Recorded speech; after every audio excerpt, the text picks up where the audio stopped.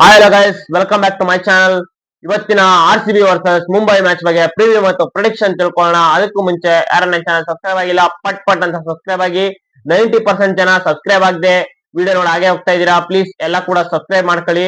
ಈ ವಿಡಿಯೋ ಇಷ್ಟ ಲೈಕ್ ಮಾಡಿ. ಬನ್ನಿ ಇವತ್ತಿನ ಮ್ಯಾಚ್ ಬಗ್ಗೆ ಮಾತಾಡೋಣ. ಇವತ್ತಿನ ಮ್ಯಾಚ್ RCB ವರ್ಸಸ್ ಮುಂಬೈ ನಡೀತಾ ಇರೋದು ರಾಯ್ಪುರ್ ಸ್ಟೇಡಿಯಂ ನಲ್ಲಿ. ರಾಯ್ಪುರ್ ಸ್ಟೇಡಿಯಂ ನ ಪಿಚ್ ರಿಪೋರ್ಟ್ ನೋಡೋದಾದ್ರೆ, ರಾಯ್ಪುರ್ ಸ್ಟೇಡಿಯಂ ಬ್ಯಾಟಿಂಗ್ ಪಿಚ್ ಆಗಿರುತ್ತೆ. ಬ್ಯಾಟಿಂಗ್ ಒಳ್ಳೆ ಚೆನ್ನಾಗಿ ಬರುತ್ತೆ. ಔಟ್ ಫೀಲ್ಡ್ ಕ್ಲೀನ್ ಆಗಿರೋದ್ರಿಂದ ಔಟ್ ಫೀಲ್ಡ್ ಅಲ್ಲಿ ಬಾಲ್ ಬಿದ್ರೆ ಸ್ಪೀಡ್ ಆಗಿ ಮೂವ್ ಆಗುತ್ತೆ.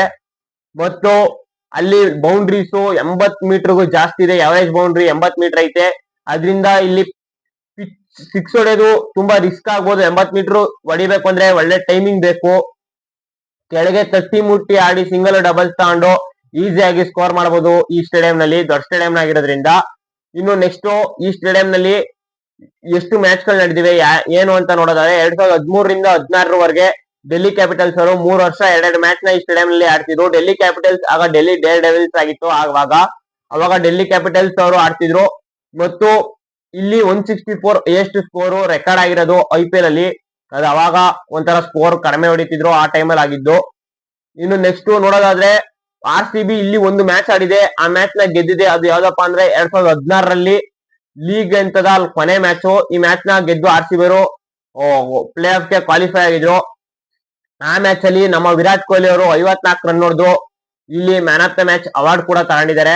ಇದು ಒಂಥರ RCB ಗೆ positive news.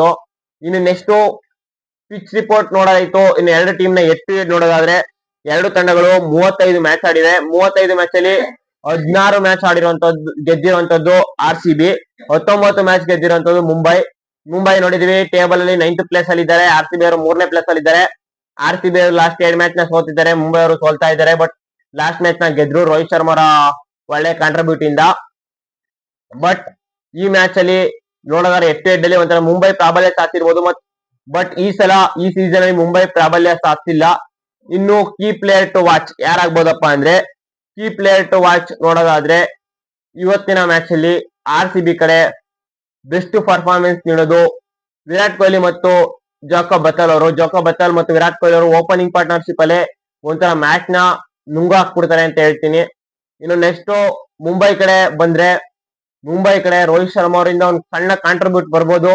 But Suryakumar Yadav ಅವರು ಇವತ್ತು ಏನಾರು ಒಂದು ಮ್ಯಾಜಿಕ್ ಮಾಡ್ತಾರೆ, ಒಂದು ಮಿರಾಕಲ್ ಇನ್ನಿಂಗ್ಸ್ ಆಡ್ತಾರೆ ಅಂತ ಹೇಳ್ತೀನಿ. ಸೂರ್ಯಕುಮಾರ್ ಯಾದವ್ ಅವರು ಅವೈಲಬಲ್ ಇಲ್ಲ ಅಂತ ಹೇಳ್ತಾ ಇದಾರೆ. ಅವರು ಅವೈಲಬಲ್ ಇದ್ರೆ ಆಡ್ತಾರೆ. ಇನ್ನು ಸೂರ್ಯಕುಮಾರ್ ಯಾದವ್ ಅವರು ಅವೈಲಬಲ್ ಆಗಿಲ್ಲ ಅಂದ್ರೆ ಯಾರು ಚೆನ್ನಾಗಿ ಆಡ್ಬೋದಪ್ಪ ಅಂದ್ರೆ, ನಿಹಾಲ್ ವಧೇರ್ ಅವರು ಚೆನ್ನಾಗಿ ಆಡ್ಬೋದು. ಇನ್ನು ನೆಕ್ಸ್ಟ್ ಬೌಲಿಂಗ್ ಗೆ ಬಂದ್ರೆ, ಬೌಲಿಂಗ್ ಅಲ್ಲಿ RCB ಕಡೆ ಮ್ಯಾಜಿಕ್ ಮಾಡೋದು ನಮ್ಮ ಸ್ಪಿನ್ ಕಿಂಗ್ ಭುವಿಯರು ಮತ್ತು ಸ್ಪಿನ್ ಕಿಂಗ್ ಶ್ರೇಯಸ್ ಅವರು ಇಬ್ರು ಕೂಡ ಬೌಲಿಂಗ್ ನ ಚೆನ್ನಾಗಿ ಮಾಡ್ತಾರೆ ಅಂತ ಹೇಳ್ತೀನಿ. ಇನ್ನು ನೆಕ್ಸ್ಟ್ ಮುಂಬೈ ಕಡೆ ಬಂದ್ರೆ, ಬೂಮ್ರಾ ಅವರು ಒಂಥರ ವರ್ಸ್ಟ್ ಬೌಲರ್ ಆಗ್ಬಿಟ್ಟಿದ್ದಾರೆ IPL ಅಲ್ಲಿ. ಬೆಸ್ಟ್ ಬೌಲರ್ ಆಗಿ ವರ್ಸ್ಟ್ ಬೌಲರ್ ಆಗ್ತಾ ಇದಾರೆ. ಬಟ್ ಈ ಮ್ಯಾಚ್ ಅಲ್ಲಿ ಅವರು ಬೆಸ್ಟ್ ಇನ್ನಿಂಗ್ಸ್ ನ ಬೌಲಿಂಗ್ ಮಾಡ್ತಾರೆ ಅಂತ ಹೇಳ್ತೀನಿ. ಇನ್ನು ಬೌಲಿಂಗ್ ಆದ್ರೆ, ಇನ್ನು ಈ ಮ್ಯಾಚ್ ನ ಯಾರು ಗೆಲ್ತಾರೆ ಅಂದ್ರೆ, ನನ್ನ ಪ್ರಕಾರ RCB ನೇ ಈ ಮ್ಯಾಚ್ ನ ಗೆಲ್ತಾರೆ. ಮುಂಬೈ ಇಂಡಿಯನ್ಸ್ ಅವರಿಗೆ ಚಾನ್ಸೇ ಕೊಡಲ್ಲ ಈ ಮ್ಯಾಚ್ ಅಲ್ಲಿ. ಆ ರೀತಿ RCB ಹೊಡೆದಾಗ್ತಾರೆ ಅಂತ ಹೇಳ್ತೀನಿ. ಇನ್ನು ನಿಮ್ಮ ಪ್ರೆಡಿಕ್ಟ್ ಏನಂತ ಕಾಮೆಂಟ್ ಮಾಡಿ. Thank you guys.